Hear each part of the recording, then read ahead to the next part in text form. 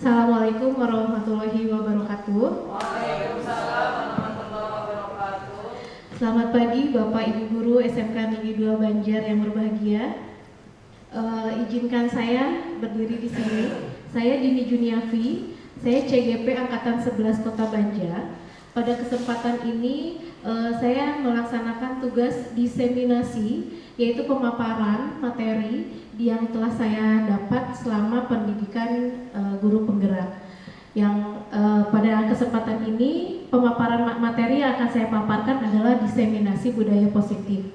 Izin sekali lagi Bapak Ibu, saya di sini bukan untuk menggurui atau mengajarkan Bapak dan Ibu, tetapi kita sama-sama belajar, sama-sama memahami apa itu budaya positif yang nantinya kedepannya mungkin akan sangat bermanfaat baik bagi diri kita sendiri sebagai pribadi atau sebagai pengajar.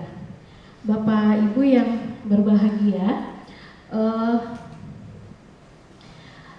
pendidikan erat kaitannya dengan kita sebagai pendidik ya Bapak Ibu ya. Mungkin Bapak Ibu paham di sini Bapak Ibu ada gambar tokoh yang sudah tidak asing lagi buat Bapak Ibu. Apakah ada yang mau menjelaskan siapa tokoh yang ada di gambar di depan? Boleh? Ibu Muslihat. Assalamualaikum warahmatullahi wabarakatuh. Waalaikumsalam. Saya ucapkan terima kasih atas kesempatannya bahwa gambar tokoh yang ada di depan itu adalah merupakan gambar Ki Hajar Dewantara, yang mana Ki Hajar Dewantara itu adalah merupakan tokoh pendidikan di Indonesia dan merupakan tokoh pendidik yang harus kita tiru dan bisa menerapkan dalam kehidupan sehari-hari, yang mana ajarannya itu yang Tuturi Handayani, Ingaso Mangun Tulodo, Ingadro Mangun Karso. Itu ajarannya yang harus dilaksanakan oleh seorang guru, karena guru itu adalah merupakan yang digugu dan ditiru, dan semua apa yang dilakukan guru itu nanti bisa dicontohkan oleh muridnya. Dan untuk zaman sekarang itu seorang guru itu yang tidak bisa digantikan itu adalah tauladan. Kalau ilmu mungkin itu sudah banyak di internet, mungkin itu yang saya ambil dari dasar pemikiran Ki Hajar Dewantara itu. Assalamualaikum warahmatullahi wabarakatuh. Waalaikumsalam warahmatullahi wabarakatuh. Terima kasih ya Ibu. Ya, dasar pemikiran dari Ki Hajar Dewantara adalah pendidikan adalah tempat persemaian benih-benih kebudayaan dalam masyarakat. Jadi dalam hal ini Ki Hajar Dewantara tidak hanya fokus kepada pendidikan dalam bidang akademiknya, tetapi bagaimana menumbuhkan nilai kebudayaan secara sesuai dengan kodrat alam di mana siswa itu berdiri. Tujuannya yaitu menuntun segala kodrat yang ada pada anak-anak agar mereka dapat mencapai keselamatan dan kebahagiaan yang setinggi-tingginya, baik sebagai manusia maupun sebagai anggota masyarakat. Menurut pemahaman saya, tujuan Ki Hajar Dewantara ini bagi kita sebagai pendidik adalah meminta kita sebagai pendidik bukan hanya sebagai penuntut. Kita tidak menjadi penuntut bagi siswa. Kita bukan penuntut siswa sesuai dengan keinginan kita, mereka melaksanakan tugas sesuai keinginan kita, mereka menjadi siswa sesuai keinginan kita, bukan. Karena kita bukan penuntut, tapi kita adalah penuntun. Kita menuntun siswa melaksanakan kegiatan pembelajaran sesuai dengan minat dan bakatnya.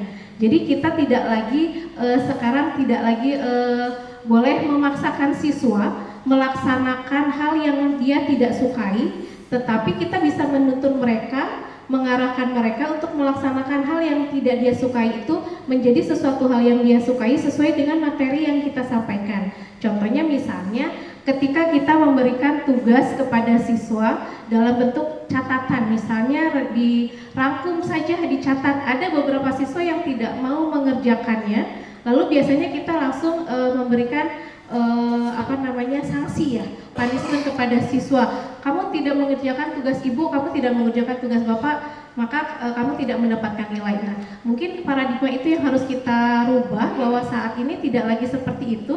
Kita tanya, mau seperti apa cara kamu menyelesaikan tugasnya, misalnya. Misalnya dia maunya, ibu saya mau dibuat dengan menggunakan Canva, saya mau melaporkan hasil rangkuman ini dengan misalnya saya lisan bu, saya mau bercerita. Nah kita harus bersedia menyediakannya, menyediakan waktu untuk siswa melaksanakan tugas tersebut.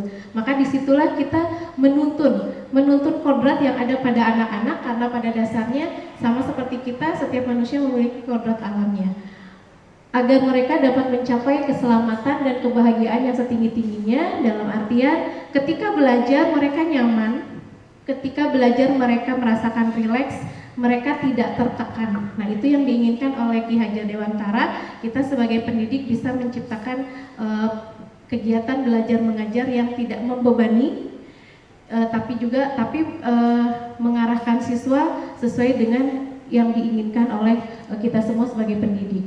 Oleh sebab itu, pendidik itu hanya dapat menuntun tumbuh atau hidupnya kekuatan kodrat yang ada pada anak-anak. Nah itu tadi ya Bapak Ibu, agar dapat memperbaiki lakunya, bukan dasarnya. Hidup dan tumbuhnya kekuatan kodrat anak. Maka kita di sini menuntun. Anak sudah punya kodratnya yang baik, pasti. Setiap anak pasti memiliki kodratnya yang baik. Kita tinggal mengarahkan saja. Kalau memang ada kodratnya yang tidak baik, maka kita bisa sampaikan, kita berikan arahan, kita berikan bimbingan, supaya siswa bisa tumbuh sesuai dengan kodratnya. Bapak Ibu, di sini saya ada pertanyaan romantik sebelum kita masuk ke apa itu budaya positif. Ada 4 pertanyaan nih di sini Bapak Ibu, kita sama-sama aja sharing ya. Yang pertama adalah pemberian hukuman dapat mendisiplinkan siswa. Menurut Bapak Ibu yang ada di sini, apakah setuju atau tidak? Boleh memberikan pendapatnya Bapak Ibu. Yang pertama, apakah pemberian hukuman dapat mendisiplinkan siswa? Boleh, Bu, Ibu. Ya, ada Ibu Musrifah, boleh Ibu. Terima kasih Ibu Dini yang sudah memberikan waktu. Sedikit mungkin jawabannya ya Bu Dini ya.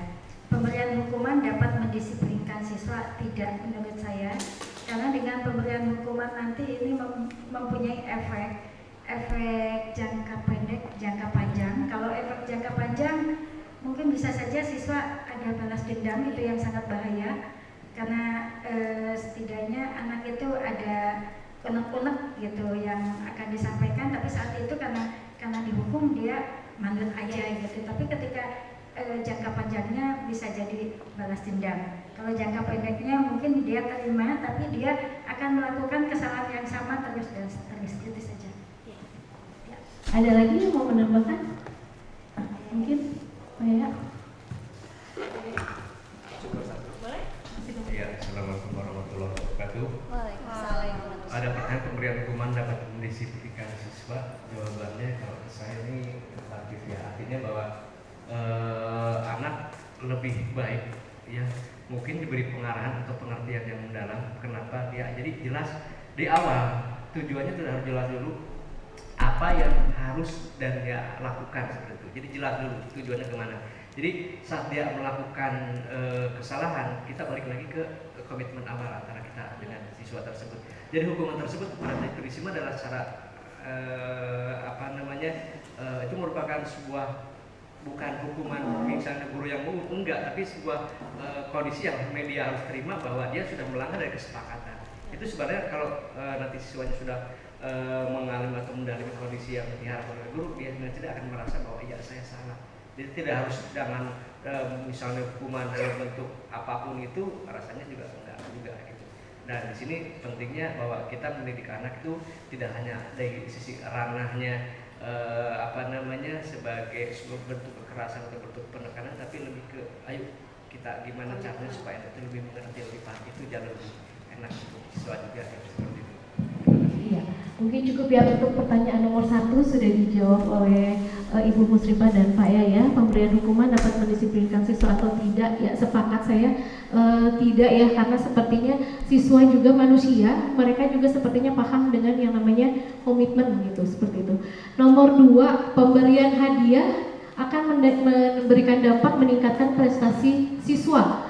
Ada yang setuju nggak nih Bapak Ibu? Ya, Bu Yus, maka. Terima kasih kasih atas waktunya. Assalamualaikum warahmatullahi wabarakatuh.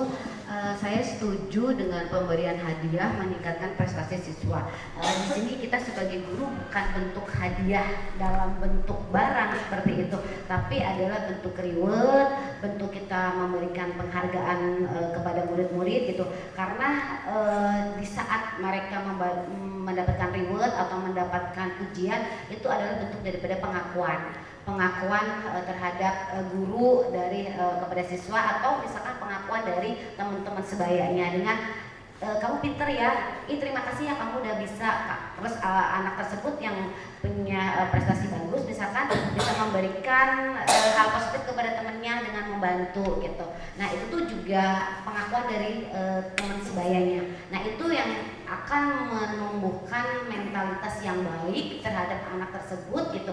Jadi itu bentuk daripada hadiah reward seperti itu, dan itu pasti akan membangun rasa percaya dirinya anak tersebut seperti itu, dan bahkan dia bisa menyalurkan energi positifnya terhadap teman yang lain seperti itu. Terima kasih ya. Betul, motivasi ya Bu ya. Ya. Ada motivasi, ada dukungan dari guru kepada siswa, karena siswa juga butuh itu, butuh pengakuan ya. Ya, nomor 3, guru harus mampu memberikan solusi untuk setiap siswa yang bermasalah. Nah ini betul atau tidak? Kadang beberapa dari kita juga, kenapa sih kita lagi gitu ya, ketika siswa ada bermasalah dan kita hanya pendidiknya gitu, kita hanya pendampingnya di sekolah, tapi terkadang ya memang kita berhubungan dengan siswa tidak hanya di guru itu bekerja tidak hanya mengajar, ternyata banyak ranahnya ya begitu. Ada yang bisa membantu menjelaskan atau mau menjawab apakah guru harus mampu memberikan solusi untuk setiap siswa yang bermasalah? Bu Herni, mana Bu Herni?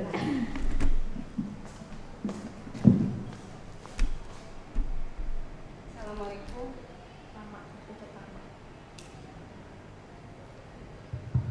Assalamualaikum warahmatullahi wabarakatuh. Ya, kalau menurut saya kita sebagai guru memang sudah semestinya bisa memberikan arahan, kemudian solusi bagi setiap permasalahan yang muncul dari siswa yang kita bina dan kita didik. Karena bisa jadi anak ketika bermasalah itu dia belum paham yang benar itu seperti apa, hingga dia akhirnya random melakukan sesuatu. Bisa jadi bisa dipahami nih, karena saya masih muda, kesalahan akan dianulir atau dianggap wajar, padahal misalnya itu adalah kesalahan yang fatal yang harus diluruskan. Maka kita harus memberikan arahan dan solusi ketika siswa tersebut melakukan permasalahan, atau mungkin ada permasalahan pribadi yang anak itu pusing kalau mikirin sendiri, ke orang tua nggak berani untuk mencurahkan isi hati. Bisa jadi baru bisa curhat itu ke gurunya, ke wali kelasnya mungkin. Ya sudah sepatutnya kita memberikan solusi tersebut gitu, sesuai kemampuan kita. Mudah-mudahan siswa kita mendapatkan jalan keluarnya atas permasalahan yang sedang dihadapi. Itu sih yang ada di pikiran saya sebagai guru gitu ya. Terima kasih. Assalamualaikum warahmatullahi wabarakatuh. Waalaikumsalam, terima kasih Bu Herni. Ya, guru harus mampu memberikan solusi. Ya betul, tepat ya Bu ya. Kita sebagai guru harus bisa memberikan solusi, karena beberapa siswa kadang sama seperti kita juga manusia, kadang tidak bisa dekat atau menceritakan apa yang terjadi pada diri kita kepada setiap orang, tapi hanya ke beberapa orang tertentu. Terkadang mungkin sama pasangan juga tidak, tapi lebih tertarik untuk cerita sama teman, atau mungkin lebih tertarik cerita sama orang tua. Begitu juga dengan siswa ya, kita juga bisa menjadikan tempat mereka mencurahkan isi hatinya. Yang keempat adalah guru berperan sebagai teman bagi siswa. Bu Tira, bagaimana Bu Tira? Menurut Bu Tira ini gimana? Oke, Assalamualaikum warahmatullahi wabarakatuh. Terima kasih Bu Dini. Guru berperan sebagai teman bagi siswa. Menurut saya gitu ya Bu, guru perlu memposisikan diri sebagai teman kepada siswa-siswanya, karena supaya peserta didik itu nyaman dengan kita. belajar juga nyaman. Kalau ada apa-apa cerita ke gurunya juga nyaman gitu. Namun kita juga perlu ada batasan gitu ya. Jadi si peserta didik juga bisa tetap respect kepada gurunya. Kita gurunya juga mungkin bisa tarik ulur gitulah ke peserta didiknya, kapan kita harus jadi teman, kapan kita bisa tegas gitu. Mungkin seperti itu, Bu. Terima kasih. Iya, terima kasih Bapak Ibu. Dari 4 pertanyaan pemantik yang saya sediakan di sini, itu sebenarnya membantu saya sekali dalam merumuskan bentuk disiplin kepada siswa. Jadi ternyata memberi hukuman juga, kalau bisa saya simpulkan, pemberian hukuman ternyata bukan merupakan salah satu cara untuk mendisiplinkan anak, betul ya Bapak Ibu ya? Iya, tidak dengan memberikan hukuman, tapi kita memberikan solusi, kita memberikan pandangan, kita memberikan nasihat bentuknya atau arahan, tuntunan kepada siswa untuk tidak lagi mengulangi kesalahan yang sama, juga dengan memberikan reward atau hadiah di sini yang bentuknya bukan barang, tetapi juga bentuk motivasi, ucapan sebagai dukungan kita, sebagai bentuk empati kita bahwa mereka itu adalah manusia yang hebat, manusia yang memang perlu kita tidak salah kita mengarahkan mereka untuk menjadi pribadi yang baik. Lalu guru juga di sini kita mampu memberikan solusi, kita memang harus mampu memberikan solusi dan bisa berperan sebagai teman di dalam kapasitas atau di dalam batasnya, sesuai dengan batasnya. Yaitu mungkin arahan yang bisa saya simpulkan tentang disiplin, apa itu disiplin secara garis besar sebelum kita masuk ke apa itu disiplin yang sebenarnya. Nah, di sini saya sudah merangkum apa itu disiplin yang sebenarnya. Disiplin menurut teori Diana Gosen di tahun 2001 dari buku Restructuring School Discipline. Disiplin berasal dari bahasa Latin Bapak Ibu yang artinya adalah belajar. Ya, jadi disiplin itu bukan hukuman, disiplin itu bukan aturan, tetapi disiplin itu adalah belajar. Makna asal dari kata ini berkonotasi dengan disiplin dari murid. Disiplin diri membuat orang menggali potensinya menuju sebuah tujuan apa yang dia hargai. Maka di sini Diana Gosen meminta kita sebagai pendidik untuk bisa menggali potensi yang ada di siswa lewat pembelajaran yang kita buat untuk mencapai sebuah tujuan. Tujuannya berarti tujuan kita harus sama. Kita memiliki tujuan sebagai pendidik, kita memiliki tujuan, maka siswa juga harus paham dengan tujuan apa yang mau kita capai. Biasanya sebelum memulai materi, kita biasa menyampaikan ya Bapak Ibu ya, maksud dari tujuan materi kita itu apa. Lalu apa yang dia hargai, artinya di sini apa yang dia sukai, apa yang dia mau, harus kita tuntun selama itu ada di ranah keinginan yang benar, keinginan yang baik buat dirinya sendiri. Namun dalam budaya kita, makna kata disiplin telah bergeser menjadi sesuatu yang dilakukan oleh seseorang atau organisasi pada orang lain untuk mendapatkan kepatuhan. Nah, di sini menurut pemahaman saya ya, di kita kata disiplin itu sudah bergeser menjadi sebuah kegiatan mematuhi aturan yang nantinya bukan karena kita patuh, bukan karena kita paham, tetapi patuh karena harus seperti itu. Padahal kita nggak paham.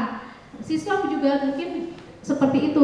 Siswa harus datang jam 7, dia patuhnya karena takut, bukan karena tanggung jawabnya, motivasi dari dirinya sendiri bahwa memang dia harus mengikuti kegiatan apel pagi misalnya kalau di sekolah, upacara, atau memang jam waktunya jam sekolah itu jam 7 harus sudah ada di sekolah. Nah itu makna disiplin di budaya kita sudah cenderung bergeser ke situ. Kecenderungan yang terjadi adalah menghubungkan disiplin dengan ketidaknyamanan. Apakah betul Bapak Ibu dengan disiplin ada nggak di dalam hati Bapak Ibu rasa tidak nyaman ketika Bapak Ibu mengikuti, mematuhi, mentaati sebuah peraturan? ada ya terkadang aduh gitu ya, ini harus seperti ini ya, kita seperti ini. Nah ternyata itu disiplin yang ada di dalam pemahaman kita. Disiplin yang ada di dalam pemahaman kita adalah mematuhi aturan. Iya, bukan belajar, bukan dengan nilai yang diyakini dan dihargai atau demi pencapaian tujuan yang mulia. Ya, seperti saya datang jam 7 kurang 15 itu bukan karena saya mau datang pagi, tapi karena takut dikimuknya ketinggalan, takut absennya terlambat, tidak masuk kelas bukan karena saya bertanggung jawab sekali sebagai guru, tapi takut ada ibu kepala monitoring. Nanti saya kena teguran. Jadi masih ada di batas itu gitu. Tanggung jawabnya kita sebagai disiplin, sebagai belajar, kayaknya saya juga masih perlu banyak belajar lagi gitu. Nah, itulah disiplin yang sebenarnya adalah menurut teori Diana Gosen harusnya belajar. Kita harus bisa belajar dengan disiplin, dengan belajar menggali potensi kita tahu apa tujuan kita dan apa yang kita hargai, maka saya rasa kepatuhan kita untuk menjalankan sebuah aturan itu bukan lagi karena tulisan, karena aturan yang tertulis, tetapi memang datang dari diri kita sendiri, kesadaran kita sendiri. Nah, ini yang mau saya paparkan tentang apa itu budaya positif. Kalau tadi di awal saya sudah menyampaikan kepada Bapak Ibu, saya akan memaparkan kita sama-sama belajar tentang apa itu positive mindset atau budaya positif. Budaya positif adalah perwujudan dari nilai-nilai atau keyakinan universal yang diterapkan di sekolah. Perwujudan dari nilai-nilai atau keyakinan universal yang diterapkan di sekolah. Jadi setiap sekolah, setiap kelas, kecilnya kelas, besarnya sekolah, di setiap lembaga pasti memiliki budaya positif. Iya. Budaya positif ini awalnya tercipta dikarenakan adanya satu disiplin positif. Disiplin positif ada yang bisa sedikit menggambarkan misalnya paham apa itu sih disiplin positif? Ya, disiplin positif yang kedua ada motivasi perilaku manusia, yang ketiga adanya keyakinan kelas atau sekolah, adanya kebutuhan dasar manusia, adanya posisi kontrol seorang guru dan segitiga restitusi nantinya. Nah, konsep-konsep ini yang menciptakan budaya positif. Konsep disiplin positif ini artinya belajar hal-hal yang baik, menerapkan pembelajaran hal yang baik, lalu memberikan motivasi perilaku kepada manusia seperti yang tadi disampaikan Bu Yusmini, kita bisa memberikan reward, tidak hanya dalam bentuk barang tapi ucapan. Memotivasi dalam bentuk ketika kita mengucapkan hal yang bagus, memuji, memberikan pujiannya, itu merupakan motivasi untuk dirinya si siswa sendiri itu untuk menjadi lebih baik. Pengakuan. Iya, diakui akhirnya ya siswanya ya Bu ya. Lalu ada keyakinan kelas atau sekolah, di mana nanti keyakinan kelas atau sekolah ini kita bisa di akhir kegiatan saya bisa menyampaikan cara membuatnya. Keyakinan kelas di sini dibuat atas kesepakatan bukan hanya dari guru tapi juga dengan siswa. Kita memberikan kebebasan kepada siswa untuk mengeluarkan pendapatnya agar kelasnya menjadi kelas yang inklusif atau nyaman. Ada kebutuhan dasar manusia. Nah, setiap budaya positif itu akan terlalu terkait dengan yang namanya kebutuhan dasar manusia. Manusia butuh untuk diakui, manusia butuh untuk memenuhi keinginannya, manusia butuh untuk bertahan hidup. Ya, manusia juga butuh untuk beraktualisasi itu. Lalu posisi kontrol seorang guru. Posisi kontrol seorang guru di sini adalah kita nanti akan kita terangkan. Di sini ada 5 posisi kontrol seorang guru. Jadi kita tidak ketika kita sudah mempelajari budaya positif, kita jadi paham nantinya Bapak Ibu. Saya juga jadi paham setelah mempelajari ini bahwa ternyata kita sebagai guru tidak cuma yang ketika anak salah, kamu salah, cukup dengan itu. Kamu salah, jangan ulangi lagi. Kamu salah, jangan ulangi lagi. Kita harus biasanya seperti itu saja kan. Kamu salah nggak ngumpulin. Kamu salah nggak pakai baju rapi. Kamu salah rambutnya tidak ini. Tapi kita tidak pernah memberikan solusi atau menanyakan kepada siswa kenapa semua ini terjadi. Gitu. Lalu yang selanjutnya adalah segitiga restitusi. Segitiga restitusi ini nantinya akan ada cara bagaimana sebaiknya kita sebagai pendidik menyelesaikan permasalahan yang kesalahan yang dilakukan oleh siswa. Itu mungkin konsep-konsep inti untuk menciptakan budaya positif. Nah, ini Bapak Ibu di sini ada ice breaking. Saya boleh minta sama-sama ya. Cobalah buka namanya. Anda dan teman Anda akan melakukan kegiatan cobalah buka. Boleh mungkin Bu Tira yang menggenggam, Bu Muslihatun yang menggenggam, Bu Yus yang menggenggam, Bu Musrifah nanti yang menggenggam nanti sama saya. Anda adalah A, yang menggenggam, yang tangannya digenggam adalah menggenggam adalah A. Tugas Anda adalah mengepalkan salah satu tangan Anda. Lalu bayangkan bahwa Anda menyimpan sesuatu yang sangat berharga di dalam kepalan ini. Ini adalah ada hal yang sangat berharga di dalam kepalan tangan Anda. Anda perlu menjaga benda tersebut sekuat tenaga karena begitu pentingnya untuk kehidupan Anda. Yang ada di dalam genggaman ini penting untuk kehidupan Anda. Tugas B, maka berarti yang tidak menggenggam, adalah mencoba dengan segala cara untuk membuka kepalan tangan Anda. Bagaimana caranya? Saya ya, Bu Herni, ada ya, Bu Herti, saya nanti mencoba untuk membuka kepalan tangan yang ada di rekan kita yang mengepal tangannya. Lalu, tapi kan teman Anda pasti tidak akan membuka kepalan tangannya ya. Maka tugas kita adalah boleh membujuk, boleh menghardik, boleh mengintimidasi, memarahi, menggoda, menggelitik, bahkan menawari apapun, mengiming-imingi apapun, uang atau segala macam agar Anda bersedia membuka kepalan tangan Anda. Maka keputusan ada di si pemilik hal yang penting ini. Bisa dilakukan, saya boleh minta contohnya ke depan, satu orang. Bu Yus sama Bu Musrifah. Bu Musrifah yang buka. Aku yang membuka. Iya, Bu Musrifah A. Saya ngegenggam. Iya. Saya genggam. Iya. Bu Yus ini yang menggenggam, yang mempunyai hal yang penting itu. Bu Musrifah gimana caranya membuka? Membuka. Ibu genggam aja, ibu genggam. Aduh, aku diajak ngebahas tak lepas nanti. Ih, kamu ada apa sih di sini? Buka dong. Ya, Kenapa? ada sesuatu yang harus saya rahasiakan. Ih, lebih baik dibuka. Enggak, Nanti aku tukar. Aku tukar sama buku. enggak. Kenapa? Karena buku saya males membaca. Balas baca ya. Please buka. Nanti aku kasih sesuatu. Apa aja? Boleh nggak? Ya, apa? Aku kasih makan siang. Ayo. Aku buka satu. Aku makan, aku udah bawa makan tuh udah dikasih tadi sama Bu Dewi. Iya, lebih enak punya aku. Enggak. Satu aja.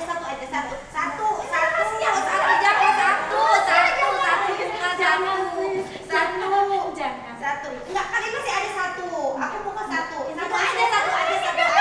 Ih, nggak terima gitu. Kan kita teman. Kan kita teman harus buka satu. Oke, udah. Situ. Ini enggak terbuka. Dia mengajak makan. Cari cara yang lain. Ih. Buka. Pokoknya buka. Ya. Begitu. Aku nggak kuat nih. Iya, terima kasih Bu. Iya, terima kasih. Itu ada salah satu simulasi ya Bapak Ibu ya. Jadi biasanya setiap pribadi kita sekuat-kuatnya kita harus bisa menanamkan pada diri kita. Jika memang hal itu memang sangat-sangat privasi, sangat-sangat penting untuk kebutuhan kita, sebenarnya apapun ancaman yang datang, kita seharusnya kita bisa mempertahankan itu dengan baik. Kita tidak tergoda oleh bujukan, kita tidak tergoda oleh intimidasi, kita juga tidak takut dengan dimarahi atau misalnya kita dihardik. Kalau memang hal itu ternyata memang sesuatu yang privasi, sesuatu yang penting sekali, berarti kita memang butuh itu. Tetapi ketika kita melepaskannya, berarti ada yang hilang dari diri kita, yaitu adalah pemenuhan kebutuhan diri kitanya sendiri hilang. Kita karena merasa takut, beberapa siswa takut dijauhi, akhirnya dia nurut. Beberapa siswa takut tidak diberi jawaban oleh temannya, akhirnya dia menuruti. Beberapa siswa menggampangkan hal untuk mendapatkan hal yang dia mau. Ya udah, misalnya saya besok kamu saya kasih soal jawaban ulangan TKJ, ulangannya Pak Yaya 10 nomor, tapi saya dijemput ya sekolahnya. Iya boleh, walaupun rumahnya jauh dia jemput. Pada dasarnya ketika hal itu terjadi, apa yang ada di dalam pikiran Bapak Ibu? Siswa merelakan apapun demi memenuhi kebutuhannya. Dia rela menjadi orang yang bukan menjadi dirinya sendiri. Pembulian terjadi nggak Bu? Ya. Pembulian terjadi di situ. Jadi dia hanya sekedar untuk memenuhi kebutuhan dirinya sendiri, tapi sebenarnya dia nggak paham sepenting apa. Kalau memang dia merasa dia penting mempertahankan apa yang dia mau, dia harusnya punya sikap. Dia harus bisa bersikap, dia tidak takut dengan ancaman, dia tidak takut dimarahi, dia tidak takut apapun dan dia tidak tergoda oleh apapun. Mereka harusnya paham. Nanti ketika dia sudah menguatkan diri dengan hal-hal itu, kemungkinan sikap pembulian itu kayaknya bisa diatasi. Iya. Terima kasih ya Bu Musrifah sama Bu Yus. Ya, pergeseran paradigma teori kontrolnya, ilusi guru mengontrol murid, bahwa semua penguatan positif efektif itu bermanfaat, ilusi bahwa kritik dan membuat orang merasa bersalah dapat menguatkan karakter, ilusi bahwa orang dewasa memiliki hak untuk memaksa. Nah, kita guru adalah orang dewasa di sini. Kita tidak boleh berilusi bahwa kita punya hak untuk memaksa, baik ke anak kita sendiri. Terkadang kita memaksa, pokoknya ikut, mau pergi kamu harus ikut. Kita nggak pernah tanya kenapa dia nggak mau ikut, ada apa. Kita tidak menghargai itu. Terkadang kita tidak menghargai kenapa dia nggak mau ikut, apakah dia tidak nyaman dengan kegiatan yang kita ikuti, atau dia sedang mempunyai urusan yang ada di rumah yang harus dia selesaikan gitu. Itu ilusinya kita. Kita seharusnya guru mengontrol murid. Ilusi bahwa semua penguatan positif itu efektif dan bermanfaat itu sebenarnya hanya sekedar ilusi kalau terjadi hanya pada satu pihak. Jadi penguatan positif itu harus ada antara kita dan siswanya. Bukan hanya kitanya saja. Kalau misalnya hanya kitanya saja yang menguatkan bentuk positif itu, nantinya yaitu artinya disiplin itu bukan lagi belajar tapi pematuhan, pemaksaan. Jadi kita harus bisa bersama-sama dengan siswa menguatkan bahwa mengontrol siswa, dengan mengontrol siswa bahwa positif yang ada di dalam dirinya harus muncul. Dia itu sebenarnya bukan kamu itu misalnya bukan siswa yang pemalas, kamu itu bukan siswa yang selalu datang terlambat, bukan. Tapi sebenarnya hal itu ada di diri kamu sendiri. Misalnya, coba kamu belajar menyelesaikan tugasnya sesuai waktunya. Coba kamu mencari solusi. Kenapa kamu tidak bisa menyelesaikan ini? Kenapa kamu sudah berusahakah untuk datang pagi? Mungkin bisa ditanya seperti itu. Sudahkah berusaha untuk mau datang pagi? Kalau memang mereka menjawab untuk belum pernah dicoba, kita beri kesempatan untuk coba. Daripada sekarang kita terus-terusan kamu terlambat deh. Akhirnya kata terlambat lagi itu menjadi label di diri siswa, akhirnya menjadi secara tidak sengaja doa dari kita orang tuanya sebagai guru ke siswa bahwa si ini mah sudah biasa. Ya kan Bapak Ibu ya? Kita kadang ke siswa, terlambat deh. Guys, mah terlambat deh. Dah kamu mah terlambat lagi. Pasti kamu mah telat gitu. Sudah menjadi label. Akhirnya penguatan positifnya itu tidak efektif.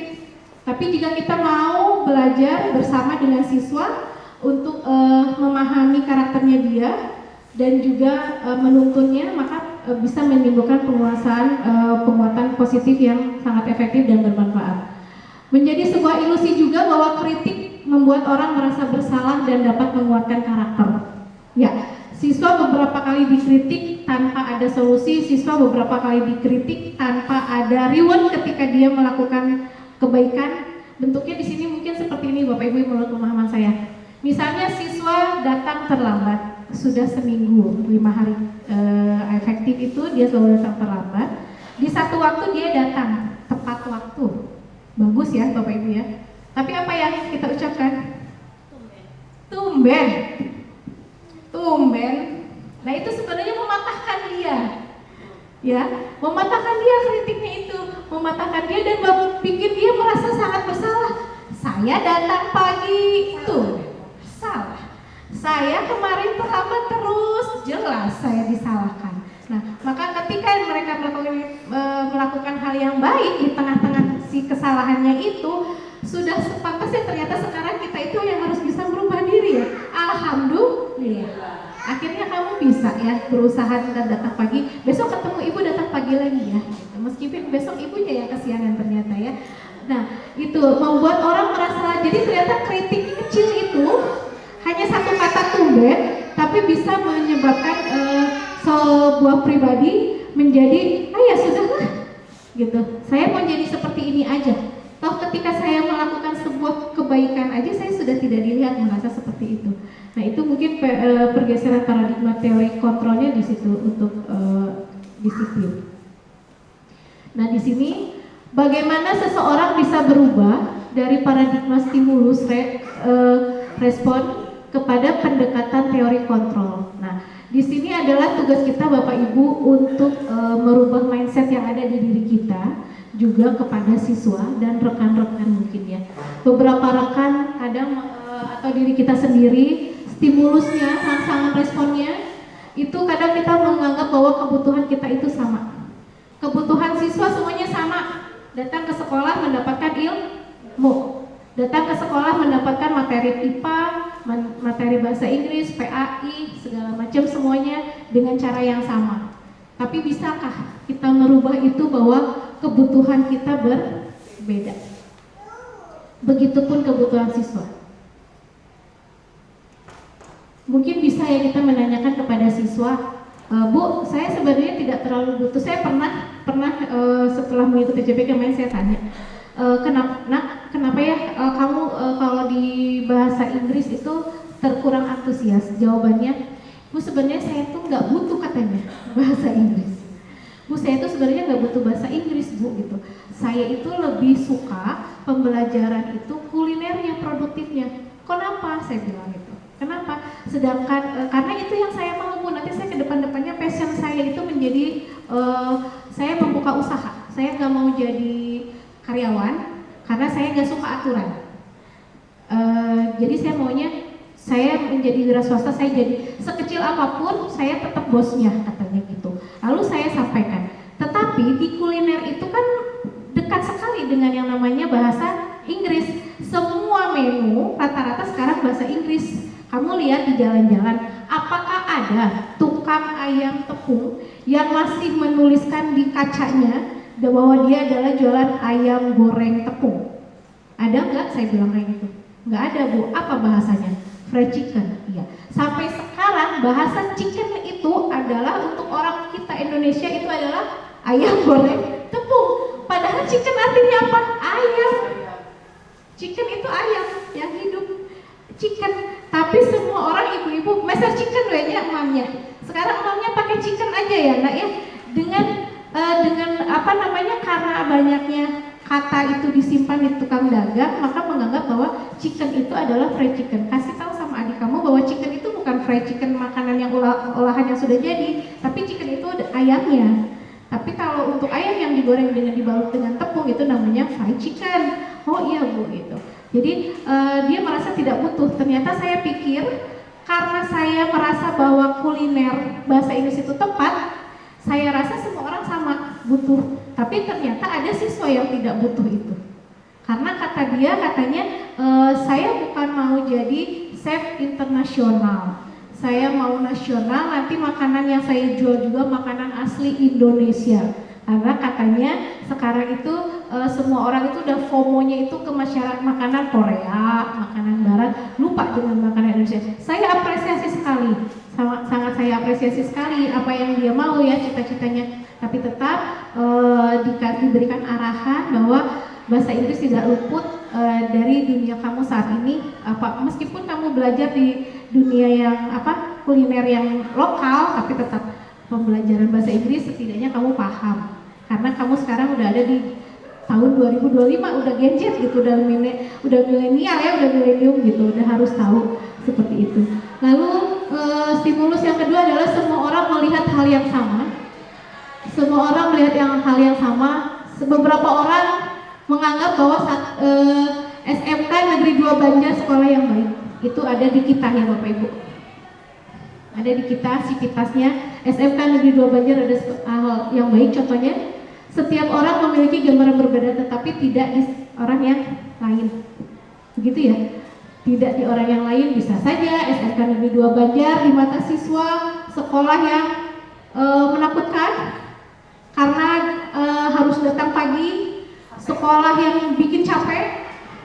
Nah itu, jadi kita harus bisa memahami itu, kita harus bisa merubah diri kita untuk jangan selalu berpikir bahwa sama ada orang juga sama seperti itu, orang juga sama seperti itu. Tidak, ternyata perilaku buruk dilihat sebagai suatu kesalahan. Belajar sekarang kita bahwa setiap perilaku memiliki sebuah tujuan. Ya, kesalahan ternyata sekarang kesalahan itu bukan juga hal yang buruk, tapi bisa menjadi sebuah tujuan. Entah tujuannya nanti ketika kesalahan itu dilakukan bisa merubah orangnya menjadi jauh lebih baik. Sekolah melakukan sebuah kesalahan di manajemennya akan merubah menjadi sekolah yang jauh lebih dewasa. Atau misalnya ketika siswa melakukan sebuah kesalahan juga itu nantinya akan memberikan contoh kepada adik-adiknya atau yang lain bahwa nanti akan jauh menjadi siswa yang lebih kita dambakan. Orang lain mengontrol saya? Tidak, kita tidak bisa dikontrol oleh orang lain. Kita belajar untuk hanya kita sendiri yang bisa mengontrol diri kita. Jadi kita tidak bisa dikontrol oleh orang lain. Bu Dini nggak boleh marah, Bu Dini nggak boleh nangis, Bu Dini harus baik, Bu Dini harus ini, tidak. Tapi kita sendiri yang bisa mengontrol diri kita sendiri. Saya bisa mengontrol orang lain? Tidak juga. Sama. Pemaksaan ada pada saat bujukan gagal. Haruskah kita memaksa kita gagal membujuk? Itu hal yang biasa kita lakukan ya? Iya. Iya banget. Apalagi kita seorang bapak ke anak, bujukan itu udah tahap terakhir ketika kita ngerasa gagal dan segala cara dilakukan. Bolehlah jajan, gak apa-apa. Padahal tadinya gak boleh beli es krim, batuk kamu teh, gak boleh, pokoknya udah terakhir karena kita udah dikejar waktu nih harus berangkat sekolah. Iya, sok beli es krim satu aja ya. Itu akhirnya bujukannya keluar. Nah, kita bisa robah itu Bapak Ibu pemaksaannya, kita robah menjadi kolaborasi dan konsensus gitu, menciptakan pilihan-pilihan baru. Ya, memberikan tawaran, memberikan akhirnya kolaborasi dengan siswa atau dengan anak, bagaimana caranya siswa tidak merasa terpaksa dengan apa yang kita lakukan, tapi mereka merasa bahwa oh iya, ini udah kolaborasi nih, udah konsensus saya sama guru. Model berpikir menang atau kalah itu juga sebenarnya salah katanya, tapi kita bisa berubah model berpikir menang-menang. Jadi tidak ada, ketika siswa mengikuti apa yang mau kita, itu bukan berarti dia kalah, tapi dia menang. Ketika kita mengikuti maunya siswa, kita bukan mengalah, tetapi kita menang. Gitu. Jadi tidak ada lagi saya mengalah karena biar dia mau sekolah, misalnya sebagai wali kelas saya mengalah lah, sok dia boleh datang, itu tidak. Kita sudah menang juga sebenarnya Bapak Ibu dengan kita memberikan kesempatan dengan kepada siswa bahwa nanti sekarang nih kamu boleh diizinkan masuk datang jam 7.30, tapi lama-lama pasti siswa sadar. Dan kita mendapatkan kemenangan gitu, seperti itu. Nah, itu stimulus respon yang ternyata harus kita rubah menjadi teori kontrol supaya apa yang kita mau untuk menciptakan disiplin budaya positif itu bisa terjadi. Nah, kita ke disiplin positifnya. Disiplin positif merupakan salah satu cara penerapan disiplin yang bertujuan untuk menumbuhkan kesadaran serta memberdayakan anak untuk melakukan sesuatu tanpa sogokan, ancaman, maupun hukuman. Itu adalah disiplin positif Bapak Ibu. Jadi kita bisa menerapkannya, disiplin itu ya tadi itu belajar itu yang tujuannya untuk menumbuhkan kesadaran. Jadi gimana caranya nanti setelah ini kita bisa sama-sama menyadarkan siswa bahwa aturan sekolah yang dibuat itu bukan sekedar dipatuhi saja, tapi bisa dibaca bersama-sama, dicamkan di dalam dirinya bahwa ini adalah hal yang baik yang bisa diikuti, bukan aturan yang nantinya ketika mereka melakukan kesalahan akhirnya mereka menerima hukuman, ketika mereka melakukan lagi akhirnya mereka diancam. Gimana caranya kita bisa menerapkan itu menjadi kesadaran positif di diri siswanya. Ya, budaya positif atau disiplin positif itu tergerak dari nilai-nilai kebajikan universal, di mana nilai kebajikan universal itu di kurikulum Merdeka Belajar itu mengarah kepada profil pelajar Pancasila. Di mana ketika kita mengajarkan, kita mengarahkan siswa untuk beriman, bertakwa kepada Tuhan Yang Maha Esa dan berakhlak mulia. Mereka juga paham dengan wawasan kebinekaan global, mau bergotong royong, kreatif, bernalar kritis, lalu mandiri. Nah, itu adalah profil pelajar Pancasila, dan ini adalah nilai kebajikan universal yang bisa kita terapkan di kelas atau di sekolah untuk nantinya menciptakan sebuah disiplin positif. Ya, ini adalah motivasi perilaku manusia. Setiap di sini motivasi ini adalah motivasi dalam melakukan sebuah mengikuti peraturan. Saya misalnya tidak datang pagi, tidak datang terlambat hanya karena menghindari hukuman. Ya, beberapa dari kita seperti itu ya Bapak Ibu. Menghindari hukuman, menghindari ketidaknyamanan dari pandangan orang lain. Misalnya ketika upacara udah mulai kita datang ketik orang semua melirik. Nah, itu menghindari ketidaknyamanan. Tapi berarti kita itu motivasi kitanya belum positif, belum tumbuh. Kita baru melakukan mematuhi sebuah kegiatan karena menghindari ketidaknyamanan atau hukuman. Yang kedua, saya akan selalu misalnya mendapatkan imbalan atau penghargaan dengan tujuan ingin selalu mendapat penghargaan. Datang ke kelas rajin, tidak pernah telat. Ketika ditanya kenapa Bapak atau Ibu rajin, biar saya mendapat penghargaan nanti pas hari guru. Nanti hari guru ada penghargaan, pasti saya dapat. Nah, itu masih belum baik ternyata. Harusnya tidak seperti itu. Yang terakhir, menghargai diri dan menjadi orang yang mereka inginkan. Ya, mereka melakukan patuh terhadap sebuah aturan itu karena menghargai dirinya sendiri, yang harusnya seperti itu. Karena memang ya seperti inilah kita gitu. Kita karyawan, kita sudah paham, kita sudah berkomitmen, kita sudah tahu apa yang harus dan tidak harus kita lakukan. Maka ketika kita melakukan hal itu seharusnya karena kita ingin menghargai diri kita, bukan karena ingin dapat imbalan, apalagi untuk mendapatkan karena takut mendapatkan sebuah hukuman. Dan menjadi orang yang mereka inginkan sebenarnya tidak harus kalau untuk menjadi orang yang mereka inginkan. Ya, kita tidak perlu datang baik biar dicap baik oleh kepala sekolah. Kita tidak harus berlaku baik biar kita dicap baik oleh pihak humas misalnya, pihak manajemen atau rekan sejawat, atau karena kita ketua MDMP kita harus terlihat baik. Tidak harus seperti itu juga. Nah, itu motivasi perilaku manusia dalam melaksanakan sebuah aturan. Itu motivasinya ini rata-rata. Ada hukuman, ada konsekuensi, ada restitusi dari setiap aturan yang kita ikuti ya Bapak Ibu. Di sini banyak sekali. Nanti mungkin kalau Bapak Ibu butuh filenya bisa saya berikan. Identitas sukses itu seperti apa? Ada konsekuensinya, ada restitusinya, dari hukuman. Pokoknya setiap yang namanya mengikuti aturan disiplin positif itu pasti ada hukuman, ada konsekuensi dan ada restitusi. Tapi sebisa mungkin hukuman itu bisa berubah menjadi sebuah konsekuensi dengan langkah restitusi yang baik. Ya. Berdasarkan bagian di atas, berikut adalah penjelasan tentang hukuman, konsekuensi dan restitusi. Hukuman itu tidak terencana, ya. bersifat satu arah, bisa berupa hukuman fisik, psikis atau kata-kata kasar. Sedangkan contohnya misalnya hukuman itu biasanya kita langsung ya, Bu Musrifah ya otodidak ya, ketika kita jadi guru piket biasanya beberapa guru ya Pak ya, ketika kita jadi guru piket ada siswa datang tidak menggunakan sepatu, misalnya sepatu merah, kita langsung berikan, kenapa sepatu kamu merah? Push up.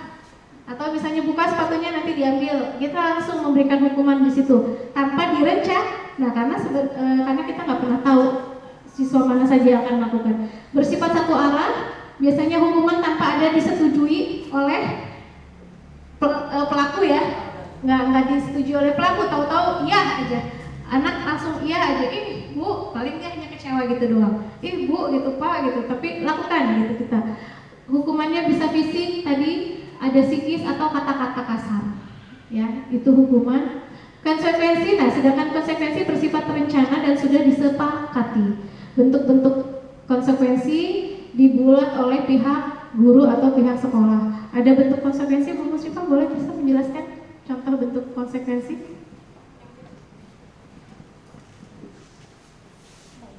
Di sini baik, terima kasih begini kedua kalinya. Ini berarti antara hukuman, konsekuensi, dan restitusi. Kalau hukuman itu adalah yang tadi sudah dijelaskan, tidak terencana, bersifat satu arah, bisa berupa hukuman fisik, psikis, atau kata-kata kasar. Ini biasanya hukuman ini refleks saja ketika kita melihat siswa yang melakukan kesalahan, jadi tanpa adanya tidak ada direncanakan. Tapi kalau konsekuensi ini bisa dikaitkan dengan keyakinan kelas yang kita buat di kelas. Kita itu membuat satu, sebenarnya sama saja dengan aturan, tapi aturan ini keyakinan kelas ini kita susun dengan anak gitu. Anak satu persatu suruh menuliskan di papan tulis atau secara lisan apa sih yang mereka maui di kelas itu. Misal ketika terlambat itu kita tidak usah menghukum, tapi di sini sok kita membuat ini aja keyakinan kelas yang nanti kita sepakati bersama jadi kesepakatan. Kalau misalnya kesiangan kita mau gimana? Buang sampah misalnya. Ketika ada yang masuk misalnya di kelas 10 TKJ 3 ada si Opan kesiangan. Pan kemarin apa ibu bilang? Buang sampah Bu, mangga sok buang sampah. Gitu, itu mungkin konsekuensi. Kalau restitusi ini lebih lebih kesepakatan, jadi keyakinan yang sudah disusun tadi kita sepakati dan antara guru dan siswa sama-sama melaksanakan aturan yang sudah disusun bersama. Gitu saja mungkin. Terima kasih Ibu. Ya, konsekuensi seperti itu udah ada kesepakatan. Jadi ketika siswa melakukan kesalahan, dia sadar, aduh saya terlambat nih, kemarin perjanjiannya dengan kelas atau dengan teman-teman satu kelas atau dengan wali kelas, kalau terlambat saya buang sampah, dia nggak akan lagi nanya harus apa, atau dia tahu konsekuensinya seperti apa, dia langsung lakukan itu. Restitusi adalah proses menciptakan kondisi bagi murid untuk memperbaiki kesalahan. Jadi restitusi nantinya di sini juga bentuknya adalah bimbingan. Kita konseling dengan anak ketika anak melakukan kesalahan. Ya, contoh-contoh hukuman di sini mencatat 100 kali misalnya di dalam buku, lari mengelilingi lapangan. Nah, ini biasanya yang tidak terencana ya Bapak Ibu ya. Lanjut, di sini dihukum oleh penghargaan. Nah, hukuman itu seperti yang di awal Bu Musrifah sempat katakan, ada hukuman yang bisa berpengaruh jangka pendek atau jangka panjang ya Bapak Ibu. Dihukum oleh penghargaan, nanti lama-lama anaknya pengaruh jangka pendek dan jangka panjang. Penghargaan tidak efektif, penghargaan merusak hubungan, penghargaan mengurangi ketepatan. Ini masih ada cacatannya. Penghargaan mengurangi kualitas, penghargaan mematikan kreativitas, penghargaan menghukum motivasi diri dalam diri atau intrinsik. Ketika penghargaannya itu dalam bentuk hukuman, nanti keseringan diberikan, ya ini yang akan terjadi gitu. Entah trauma itu mendalam atau label yang akhirnya menciptakan diri anaknya, ya udahlah saya mah tukang tentara ngerjakan tugas, saya masih anak yang tidak pernah datang pagi, ya akhirnya itu adalah penghargaan yang diberikan dalam bentuk hukuman. Ternyata efeknya lama Bapak Ibu yang membekas di dalam dirinya siswa. Menambah juga. Iya Ibu. Untuk jangka pendek mungkin anak akan merasa takut. Ya. Jadi bukan taat ya Bu? Bukan taat tapi Ya, takut. tapi takut. Jauh dari segan sama dihormati. Dan guru kayaknya kita tidak sebagai guru tidak, ya perlu sih, perlu dihormati, tapi kita juga sebagai manusia yang menganggap siswa sebagai manusia, memanusiakan siswa itu ya, kita tidak butuh disegani, kita tidak butuh dihormati, tapi kita sebagai guru adalah memberikan manfaat bagi siswa itu. Ya betul Ibu, jadi tauladan ya Bu ya. Ya. Mengapa keyakinan kelas bukan peraturan kelas? Nah, kenapa nih Bapak Ibu, kenapa harus keyakinan kelas tapi bukan peraturan kelas? Sama seperti ilusi seperti ini, ada ilustrasi di sini. Mengapa kita memiliki peraturan tentang penggunaan helm pada saat mengendarai kendaraan roda 2? Kenapa? Kenapa harus pakai helm Pak ya? Takut? Takut, karena untuk keselamatan. Yang kedua, Bu Harti mungkin kenapa kita harus menggunakan helm ketika bawa motor? Takut ditilang? Ya betul. Mengapa kita memiliki peraturan tentang penggunaan masker dan mencuci tangan setiap saat? Ini lebih ke keyakinan. Ya, kita yakin bahwa dengan menggunakan masker dan mencuci tangan kita sehat. Dengan kita menggunakan helm kita aman, kita tidak ditilang. Nah, sebenarnya itu keyakinan. Sama dengan siswa di kelas, kita juga bisa Bapak Ibu membuat keyakinan kelas. Keyakinan kelas dibuat berdasarkan kesepakatan antara guru dan siswa dan bersifat universal. Jadi kita sudah tidak lagi membuat peraturan, jangan bikin peraturan. Kalau peraturan itu kan datangnya dari kita. Bikin peraturan nak, hari Senin dan sampai hari Jumat kelas harus bersih. Kita terus yang memberikan masukan. Siswa tidak mengerjakan soal maka nilai berkurang sekian poin. Siswa tidak masuk kelas sebulan 5 kali maka berkurang sekian poin. Itu peraturan. Itu kita yang buat. Tapi gimana caranya sekarang kita buat keyakinan kelas Bapak Ibu supaya kita menjadi guru yang hebat, yaitu menjadi guru yang dirindukan oleh siswa. Kita buat keyakinan kelas bagaimana mereka inginnya pembelajaran terjadi di kelas, bagaimana bukan hukumannya, istilahnya apa, arahan dari kesalahan setiap yang dilakukan oleh siswa dilaksanakan di kelas itu seperti apa, supaya siswa bisa menggali potensi dirinya sendiri. Dia merasa dihargai oleh kita, merasa dihargai bahwa oh iya ternyata Bapak Ibu guru tuh orang yang empatis pada kita. Mereka mengerti maunya kita seperti apa, tidak melulu mereka yang keinginan mereka yang kita turuti. Ya, prosedurnya seperti ini. Mungkin Bapak Ibu juga di sini sudah jauh lebih paham. Tapi kalau ini yang saya lakukan kemarin, saya mempersilahkan siswa mencurahkan ide tentang peraturan yang akan disepakati, mencatat, nanti siswa menulis di sticky note. Ada yang macam-macam, ada yang ketika mengerjakan tugas waktunya 1 minggu, ada ketika belajar jangan terlalu cepat, ada. Lalu meninjau, kita positif tinjau, meninjau kembali curahan pendapat yang terkumpul dan disusun menjadi keyakinan kelas dengan cara misalnya, Bu, saya nggak mau di kelas kotor. Anak-anak sepakat tidak bahwa kita sama-sama menjaga, meyakinkan bahwa kelas ini harus selalu bersih. Ketika kata sepakat dan yakin itu keluar dari mulut siswa banyak sekelas itu, maka sudah terjadi keyakinan kelas satu poin tentang kebersihan seperti itu. Lalu meninjau dan menyetujui dengan menandatanganinya, keyakinan kelas nanti ditempel di dinding kelas. Nanti kita bikin keyakinan kelas di karton, kita simpan di dalam kelas. Itu adalah keyakinan kelas. Jadi bukan peraturan, tapi keyakinan.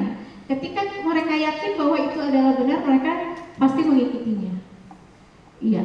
Di sini ada 5 posisi kontrol guru ketika bagaimana Bu, ketika misalnya siswa melakukan kesalahan. Di sini kita sebagai guru itu ternyata ada 5 Bapak Ibu. Ada sebagai penghukum, pembuat merasa bersalah, ada sebagai teman, ada pemantau, dan ada sebagai manajer. Penghukum di sini artinya ketika mereka salah ya sudah, kita langsung beri hukuman. Kamu salah, push up. Itu adalah penghukum contohnya. Atau ada sebagai pembuat merasa bersalah dengan misalnya gini, Pak Yaya ketemu temennya ya, ketemu siswa tadi katanya melempar aqua ke guru. Menanyakan, apakah benar yang kamu lakukan nak? Kamu tadi lempar aqua ke mejanya Pak Ivan misalnya. Iya Pak. Ketika kamu tahu kamu salah, Banyak kan seperti itu ya. Kamu tahu nggak kamu salah? Kamu tahu nggak apa yang kamu lakukan itu tidak baik? Iya Pak. Nah di situ kita sebagai pembuat merasa bersalah. Setidaknya meyakinkan dulu siswa bahwa apa yang dia lakukan, siswa sadar dulu bahwa dia melakukan kesalahan. Lalu sebagai teman kita tanya, tadi kenapa lempar aku ke meja Pak Ivan? Ada apa sih? Permasalahan kamu apa sih? Nah itu kita sebagai teman. Kita pemantau saja, bisa ada cerita nih dari teman kamu tadi katanya gini misalnya. Nah itu biasanya siswa diajak bicara seperti itu, mereka tidak merasa takut, tidak merasa bahwa saya dimarahin, saya di ini enggak. Atau sebagai manajer di sini kita memberikan kepada siswa solusi. Tadi kenapa? Terus kamu mau gimana? Apa ya langkah selanjutnya? Nah, kita sebagai manajer di situ. Itu mungkin posisi kontrol sebagai guru ketika kita menghadapi siswa melakukan kesalahan. Nah di sini ada contoh-contohnya ini Bapak Ibu, penghukum, pembuat merasa bersalah, contohnya seperti itu, teman, dampaknya juga saya sudah coba tuliskan, tidak menjadi dendam ketika menjadi penghukum kan kita memberikan bentakan seperti itu ya, anak menjadi pendendam nantinya. Jadi nanti Bapak Ibu dari 5 posisi kontrol yang ada, nanti kedepannya kita bisa sama-sama memilih ketika kita mendapatkan siswa mendapatkan masalah. Nah ini pemantau dari manajer. Biasanya siswa lebih suka kita menjadi manajer sebenarnya. Dia lebih pede, dia lebih punya kekuatan untuk oh iya baiknya seperti ini gitu. Nah, kenapa sih anak melakukan kesalahan? Ketika siswa melakukan kesalahan atau kita sendiri melakukan kesalahan, sebenarnya lima hal ini yang menjadi basicnya kita. 5 hal ini yang menjadi basicnya kita melakukan sebuah kesalahan.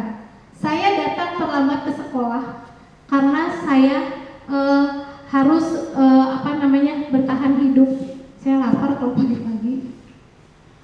Saya lapar kalau jam 7 itu saya masih posisi perut saya nggak bisa kalau nggak diisi. Tapi saya bisa makannya setiap jam 7 pagi, makanya saya memilih untuk makan dulu baru saya masuk ke kelas. Karena saya harus bertahan hidup. Benar atau tidak diakui oleh orang lain, itu salah atau tidak, ya itu yang saya lakukan. Saya bertahan hidup. Siswa juga seperti itu ya Bapak Ibu. Kenapa kamu tuh baru masuk? Mama Bu udah lapar abi teh gitu. Malah sekarang bahasanya marakan Bu untuk marakan Marati. Marati katanya gitu. Lalu kasih sayang dan rasa diterima. Jadi kadang gini, kenapa kamu nggak memperhatikan gitu? Dari tadi bertingkah jadi belakang ngobrol aja. Ternyata belum disapa sama Bu Hermi. Gitu. Karena bertingkah di belakang ngoceh aja, ngobrol aja kita gitu. Ternyata dia ada rasa kasih sayangnya belum dipenuhi sama Bu Hermi. Gitu. Ketika udah ditanya kenapa nak, Damang gitu. Dia baru, iya ibu gitu. Iya. Penguasaan, ada anak yang merasa dia bisa tapi kita tidak memperhatikan, hayo aja ke yang lain.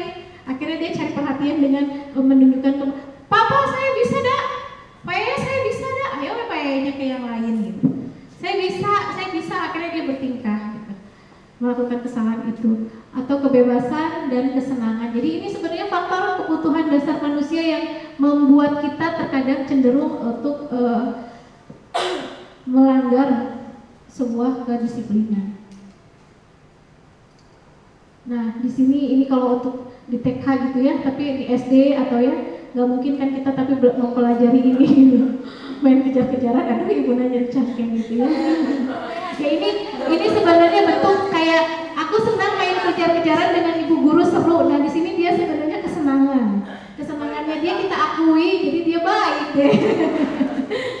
Aku bosan belajar gitu ya. Nah dunia berkualitas hadir dari kita. Siapa orang yang paling penting dalam hidup Anda Pak Yaya? Siapa orang yang paling penting dalam hidup Anda? Diri saya sendiri. Boleh dipakai mic-nya Pak ya? Ya Pak ya, di sini ada untuk menciptakan dunia berkualitas ternyata kita tidak sendiri dan ada latar belakang yang menciptakan kenapa dunia bisa menjadi berkualitas karena sumber daya manusianya yang berkualitas. Sumber daya manusia berkualitas dilatar belakangi oleh faktor-faktor seperti ini. Yang pertama adalah siapakah orang-orang yang paling penting dalam hidup Anda? Mungkin Pak Yaya bisa menjelaskan? Ya, untuk jawab yang pertama, kalau saya boleh jawab itu yang pertama adalah saya memilih diri saya sendiri. Karena menurut saya semua sifat baik, niat baik untuk kita menyayangi, mencintai orang di samping saya itu pastikan diri saya itu baik-baik saja dulu, sehat paling tidak.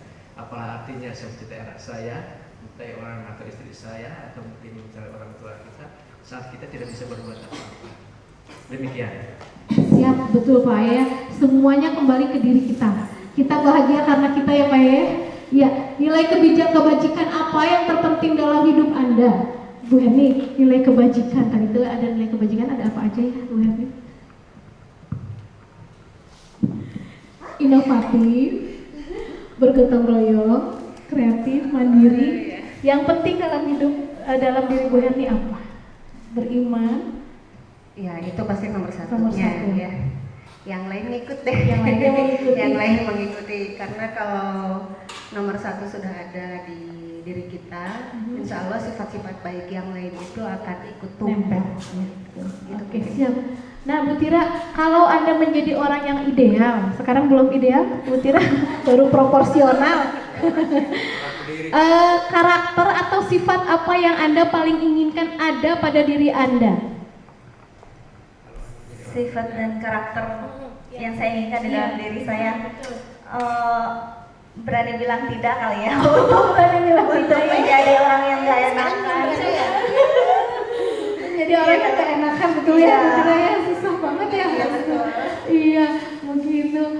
Pencapaian yang udah didapat apa Bu Tira? Pengejarnya kan dapat. Jadi dapat Pencapaian yang selama ini.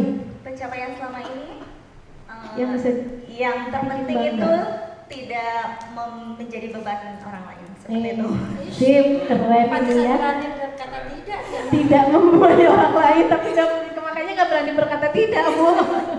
Ya, Bu Hati, apa pekerjaan ideal bagi Anda? Mungkin yang sekarang.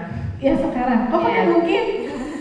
Karena Mungkin saya ya. tidak tahu yang akan depan, dan ini yang mungkin yang saya dan selama saya cita-citakan ya. Menjadi Ini pendidik ya, menjadi pendidik ya. Ada bisa diceritakan nggak Bu Hati puncaknya?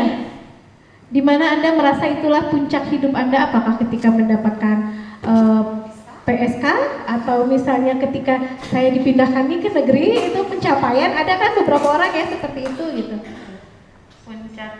Paling titik puncak itu ketika tahu lulus dan dapat di negeri, tapi belum tahu ditempatkan di mana. Terus tahu dapat di SMK 2, wah luar biasa sekali saya dapat di sini gitu. Ya memang sempat berharap di sekolah yang dekat rumah, tetapi mungkin sudah saatnya di sini ya. Jalani saja. Jalani saja. Oke, begitu. Terima kasih Bu Hati ya. Yang paling bermakna dalam hidup Anda, Mus lihat tuh, boleh. Apa yang paling bermakna dalam hidup Anda? Yang paling bermakna bagi hidup saya adalah saya ingin menjadi orang yang bermanfaat bagi orang lain. Alhamdulillah, insya Allah ya Bu ya. Saya pengen seperti itu ya. Iya, iya itulah dari jawaban Bapak Ibu di sini saya yakin bukan hanya SMK Negeri 2 Banjar yang nantinya akan menjadi sekolah berkualitas, tapi dengan Bapak Ibu, dengan saya berada di antara Bapak Ibu, kita bisa sama-sama menciptakan pribadi siswa yang berkualitas untuk mencapai tujuan kita, menciptakan dunia yang berkualitas. Iya, Bapak Ibu, nah di sini ada segitiga restitusi. Di sini lambang segitiga restitusi ini digunakan untuk kita menyelesaikan permasalahan yang terjadi pada siswa kita, Bapak Ibu. Jadi supaya nanti ke depannya setiap kesalahan itu tidak menjadi sebuah kegagalan, ya. Yang dilakukan oleh siswa, kesalahan itu bukan kegagalan, kesalahan itu bukan semuanya menjadi selesai, tidak. Ada segitiga restitusi di sini.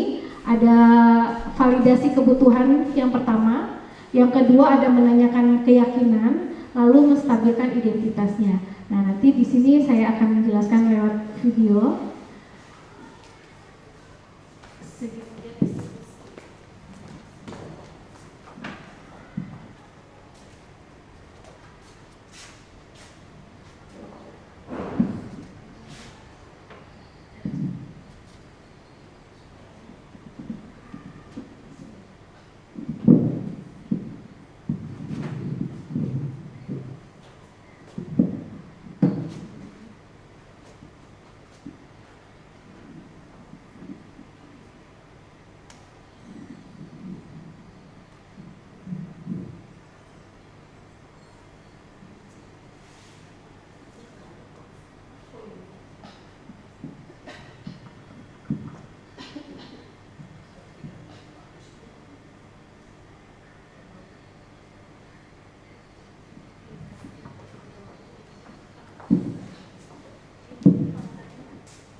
Ya, di sini nih karena suaranya tidak terlalu terdengar, saya waktu itu ada siswa yang di kelas wali kelasnya saya, Semi namanya, dia tidak melaksanakan piket pada waktunya karena ketika saya tanya kenapa, ternyata dia lapar Bapak Ibu, jadi dia pergi begitu saja, pulang begitu saja.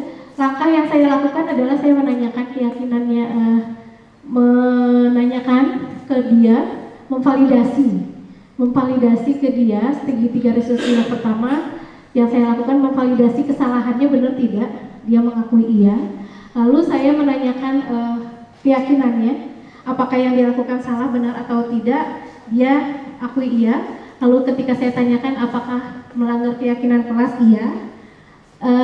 Penstabilan identitas yang saya lakukan di sini menyampaikan kepada siswa, kita boleh, istilahnya manusia pernah melakukan kesalahan, tetapi yang lebih baik itu adalah memperbaiki dan tidak melakukan lagi, intinya itu. Jadi di sini alhamdulillah Seni tidak merasa dihukum oleh saya ketika saya tahu dia melakukan kesalahan itu, tapi kesininya alhamdulillah Seni juga melakukan tidak lagi mengulangi kesalahan yang sama. Jadi ternyata anak lebih terbuka, saya lapar Bu gitu. Dia lebih mau mencurahkan isi hatinya, dia minta maaf juga sama teman-temannya, itu berarti bikin dia percaya diri untuk menyelesaikan permasalahannya. Ada umpan baliknya juga. Ini kasus yang kedua, saya menggunakan 2 kasus juga sama, tapi yang ini laporannya dari Bu Ajianti karena dia tidak mengikuti pembelajaran karena dia kesenangan bermain handphone di kelasnya.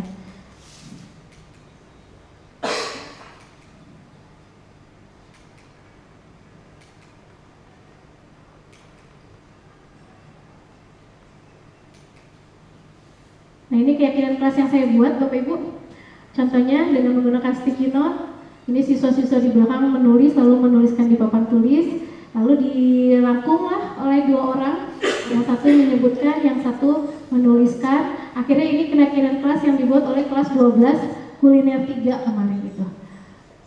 Mereka nanti mau sama-sama aktif dalam setiap kegiatan, karena ini landasannya tadinya susah-susah disuruh ikut upacara, susah-susah diikut lomba-lomba, susah-susah diikuti kegiatan di sekolah. Akhirnya membuat keyakinan kelas ini katanya kemarin Agustusan aman, pada sadar semuanya. Lalu saling menghargai dan menghormati, tidak ada ngebully, katanya tidak memfoto temannya ketika lagi posisi candid gitu. Lalu menjaga kebersihan kelas, akhirnya sudah mereka yakini sama-sama, disiplin, menjaga kenyamanan kelas, lalu bertanggung jawab atas segala halnya. Jadi dia bertanggung jawab untuk dirinya juga sama bertanggung jawab untuk kelas. Ini keyakinan kelas yang sudah saya buat Bapak Ibu. Terima kasih. Nah, itu mungkin Bapak Ibu sharing pemaparan materi budaya positif yang saya sudah dapatkan selama pembelajaran guru penggerak. Mudah-mudahan apa yang saya sampaikan dan Bapak Ibu sampaikan kepada saya menjadi poin lebih lagi dari saya. Jika ada kesalahan, jelas datangnya dari saya pribadi, Bapak Ibu.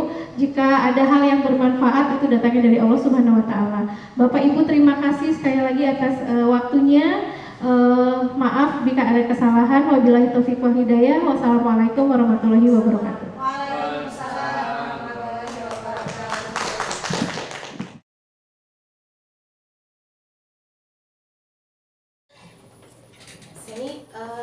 Ibu panggil ke sini ya, menemuin Ibu karena Ibu tuh dapat laporan dari teman-temannya Seni. Ada suaranya. Katanya Seni nggak piket ya kemarin sore? Iya Bu. Iya. Kenapa kan jadwal piketnya Seni tapi kemarin hari sore? Iya. Sama siapa aja? Sama Nurlia, Iya. April, Alia, Teni. Nah, Seni sama Nurlia itu datang ke Ibu, katanya Seni nggak piket, dipanggil malah pergi aja. Kenapa? Seni lapar Bu, jadi buru-buru ke kantin. Seni, tapi benar Seni tidak melaksanakan piket Iya benar. dengan alasan Lapar. lapar. Iya. Bertahan hidup ya, memenuhi kebutuhan kamu ya, lapar ya. Iya. Ibu juga ya paham sih ya, kalau misalnya Ibu ada di posisi kamu juga pasti Ibu, aduh udah lapar banget ya, udahlah karena mikirnya teman-teman ada yang lain ya, kita pergi aja. Seperti itu. Tapi sebenarnya itu tepat nggak? Enggak. Tidak ya, itu Iya. tindakan yang salah ya Sen ya gitu. Baiknya sih sebenarnya kita ngobrol dulu mungkin sama temennya, Iya. bilang, aku makan dulu ya, nanti aku balik lagi atau seperti apa, mungkin gitu nggak? Enggak. Seni kan tidak melakukan itu ya. Iya. Nah, Seni kita kan sudah buat kesepakatan dan keyakinan kelas ya. Iya. Menurut Seni, dengan Seni melakukan hal itu, tindakan keyakinan kelas yang mana yang udah Seni langgar? Tidak bertanggung jawab atas kebersihan kelas. Seni tidak kan kebersihan kelas sudah kita yakinkan bahwa itu adalah kesepakatan bersama, tanggung jawab bersama. Berarti di sini Seni melanggar, tidak menjaga tidak menjaga kebersihan kelas dan tidak bertanggung jawab atas kebersihan kelas. Itu keyakinan kelas yang sudah Seni langgar. Seni yakin itu salah ya? Iya. Iya. Nah, untuk memperbaiki kesalahan kita, manusia pasti punya salah ya Seni ya. Nggak apa-apa. Seni juga nggak sendiri, pasti juga ada teman yang seperti itu, kadang anak laki-laki yang seperti itu gitu ya. Nggak apa-apa, yang penting kita mau menyadari bahwa kita salah dan kita kan berada dalam kelompoknya gitu. Jadi setidaknya komunikasikan. Kalau tidak bisa dikomunikasikan, kamu bisa bicara dengan wali kelas, kamu berikan dulu alasannya, nanti wali kelas yang menyampaikan, atau kamu baiknya sih kamu komunikasikan dengan teman satu kelompok piketnya. Nah, menurut Seni untuk memperbaiki semuanya, keyakinan apa yang mau kamu lakukan untuk teman-teman? Tidak akan mengulangi lagi. Kamu tidak akan Mengulangi lagi. mau bicara dengan teman-teman, berani? Iya. Berani ke depan teman-temannya di kelompok piketnya bilang, gimana bilangnya? Teman-teman, maaf, apa gimana? Maaf, tidak ikut piket. Tapi gimana? Kamu punya keinginan Assalamualaikum warahmatullahi wabarakatuh. Saya Seni dari 11 Kuliner 3. Saya senang dapat berdiskusi dengan Ibu Dini sehingga saya bisa memahami kesalahan saya dan hubungan dengan teman-teman kembali baik. Oke. Nurlia, gimana kabarnya hari ini? Nurlia, tahu nggak kenapa Ibu panggil? Ya Ibu, tadi di kelas saya keenakan lagi scroll TikTok. Oh, kamu udah paham ya? Iya. Iya, tadi ada Ibu Hajianti laporan sama Ibu, katanya Nurlia itu tidak mengikuti pembelajaran dengan baik. Kamu tidak mengindahkan ketika Bu Hajianti sedang menerangkan ya, gitu. Katanya main handphone ya? Iya. Kenapa main handphone? Kamu butuh banget dengan penggunaan handphone saat itu? Iya. Soalnya karena saya lagi keenakan scroll TikTok. Oh, kamu alasannya lagi memenuhi keinginan kamu main TikTok, lagi keenakan, lagi suka ya, gitu, lagi suka ya. Tapi menurut kamu nih, tepat nggak penggunaannya? Tidak. Kamu sudah tahu bahwa penggunaannya tidak tepat ya? Iya. Sebenarnya kamu tahu kan ya itu tidak tepat, tapi kamu lakukan karena kamu terlanjur keenakan ya. Kamu memenuhi kebutuhan kesenangan kamu sendiri ya. Tapi sebenarnya waktunya tidak tepat. Sebenarnya kapan sih sebenarnya efektifnya harusnya? Harusnya pas jam istirahat. Nah itu ya, pas jam istirahat. Nurlia paham itu. Ya kalau Ibu sebagai wali kelas, setiap orang pasti punya kesalahan ya, nggak masalah, nggak apa-apa, tapi setidaknya kamu paham bahwa apa ya, ini kamu sudah melakukan sebuah kesalahan. Nah, sebelum kamu paham dengan kesalahan itu, Nurlia kan tahu ya kita sudah pernah membuat kesepakatan ya di Iya, kelas ya, iya. udah ada ya, udah punya nilai-nilai keyakinan. Menurutnya paham itu? Iya, Pak. Iya, paham. Bisa disebutin nggak keyakinan kelas yang tentang handphone itu ada nggak di kelas? Ada digunakan Saat pas jam pelajaran. handphonenya tidak digunakan Tidak saat jam digunakan. pelajaran kecuali gurunya Pas mengizinkan. Jadi ketika misalnya ada mata pelajaran guru yang memang boleh buka handphonenya untuk pembelajaran, kamu boleh gunakan ya berarti untuk pembelajaran. Nah sebenarnya seperti itu. Kalau misalnya karena ini udah salah, Bu Haji Yanti juga sebenarnya tidak terlalu marah, tapi merasa tidak enak karena mungkin tidak dihiraukan, tidak diindahkan oleh Nurlia. Ibu Haji Yanti sedang bicara, kamu tapi tetap asik main handphone gitu ya. Menurut kamu apa langkah yang akan kamu lakukan gitu agar Bu Haji Yanti tidak lagi marah, tidak lagi kecewa dan mau istilahnya terobati lah sakit hatinya. nanti saya akan mengunjungi Ibu Haji Yanti nanti untuk meminta maaf sama tidak akan mengulangnya lagi. Nah gitu, iya bagus sekali ya. Ya orang pasti punya salah, tapi yang pasti mengakui kesalahan kita itu jauh lebih baik ya. Karena pasti bukan Nurlia aja sih yang pernah melakukan ini, teman-teman pasti juga ada. Ibu juga suka menempatkan siswa yang seperti itu ya, tapi insya Allah kita juga saling memaafkan ya. Nanti Nurlia bisa menemui Bu Haji Yanti, sampaikan ke Bu Haji Yanti apa yang mau kamu sampaikan supaya Bu Haji Yanti merasa enak lagi, terobati lagi hatinya. Dan ibu cuma pesan saja, karena kamu sudah paham dengan keyakinan kelas yang ada, aturan yang ada, kesalahan ini tidak terulang kembali. Begitu ya Nurlia ya. Terima kasih Nurlia, kalau kamu sudah dewasa, kamu sudah berbesar hati. Ibu yakin itu kesalahan itu tidak akan terulang lagi. Terima kasih ya Nurlia ya. Nanti kita ketemu lagi di kelas ya. Assalamualaikum warahmatullahi wabarakatuh. Saya Nurlia dari kelas 11 kuliner 3. Saya senang sudah berdiskusi dengan Ibu Dini untuk bisa mengendalikan diri, memenuhi kesukaan saya bermain HP, sehingga saya paham kapan waktu yang tepat untuk memainkan HP dan membuat saya berani berbesar hati untuk meminta maaf atas kesalahan saya. Terima kasih Ibu Dini.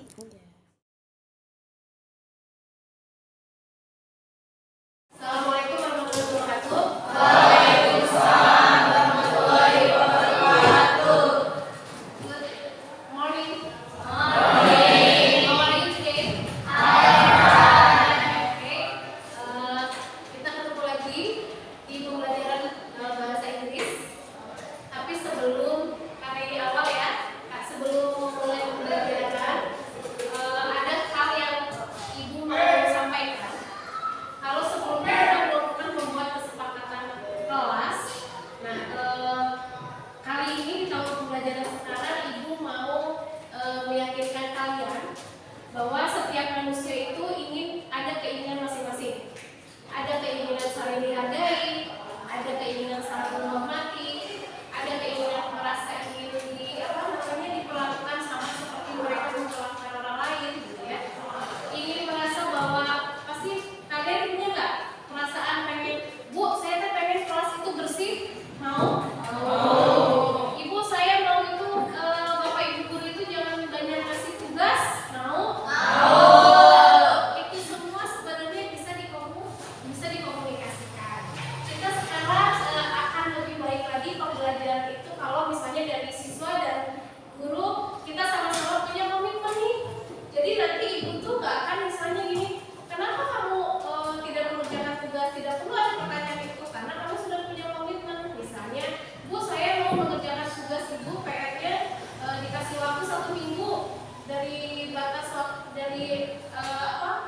waktu pemberian ketika Ibu memberikan PR, waktunya jangan cuma sehari Bu, coba waktunya 1 minggu. Jadi ada komitmen. Jadi pembelajarannya juga kan kamu tidak merasa terpaksa, dan itu juga merasa nyaman ketika memberikan materi atau tugas kepada kalian.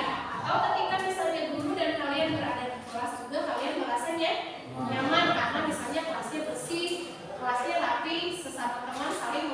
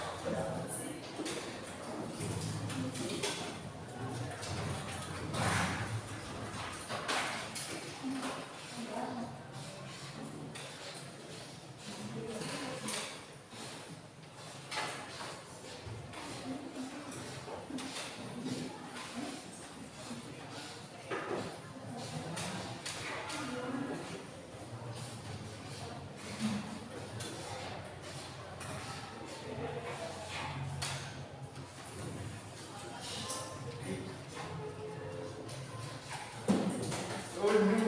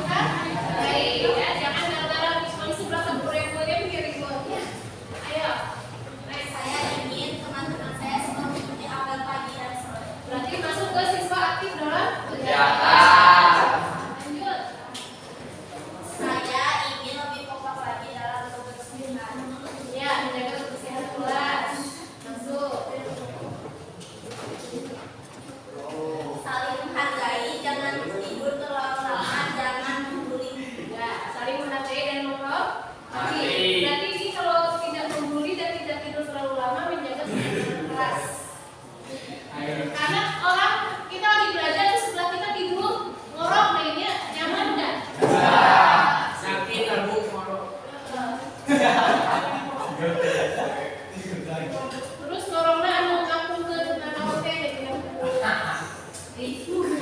Ada nggak? Ayo lagi. Saya ingin pas bersih dan wangi dan tidak bau ketiak. Ya, jaga kebersihan. Ingat deodoran dipakai kalau itu sudah dewasa. Lanjut. Saya ingin pas kita semuanya bersih. Menjaga kebersihan kelas sudah. Saling menghargai sesama teman. Sudah. Saya ingin semua menjaga kebersihan kelas, membuang sampah pada tempatnya. Betul, sudah. Menjaga kebersihan kelas. Betul. Saling menghargai. Saling menjaga